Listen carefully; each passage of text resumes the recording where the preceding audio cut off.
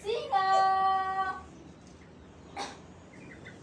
Adik-adik, sebelum mulai, kita bernyanyi dulu yuk. Mau nggak? Kita nyanyi tentang singa si Raja Rimba. Oke? Tapi janji ya, kalian harus semangat nyanyinya. Ada yang mau nyanyi nggak nih? Yahira? Oke, Yahira. Yuk. Panggil aku singa, aku si Raja Rimba, aku si kucing yang sangat besar. Yeay. Oke adik-adik, sekali lagi ya. Ini Mas Ata tadi belum semangat, dipakai dulu Mas Ata. Yang memimpin Dek Yahira ya. Yuk. Panggil aku singa, aku si Raja Rimba, aku si kucing yang sangat besar. Yeay, tepuk tangan kita semua. Nah, di sini singa tentunya tidak sendiri dong. Singa ditemani oleh tikus. Yeay, jempol buat kalian semua. Tikus bunyinya gimana ya adik-adik? Betul, kalau bunyinya kukuruyuk ayam, kalau bunyinya kwek kwek kwek kwek kwek dedek. Yeay, betul sekali, kalian hebat semua. Nah, kakak mulai ya mendongengnya. Tapi tadi udah janji loh harus mendengarkan dan tidak boleh berebut, oke? Pada suatu hari, di tengah hutan hiduplah seekor singa yang gagah perkasa. Singa tersebut disegani oleh hewan-hewan lain.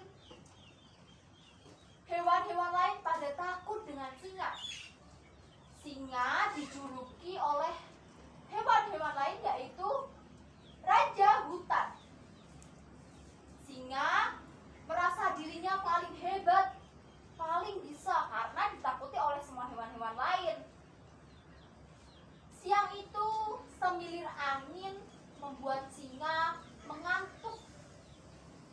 Akhirnya singa meremelek dan tertidur di bawah pohon yang rindang sekali.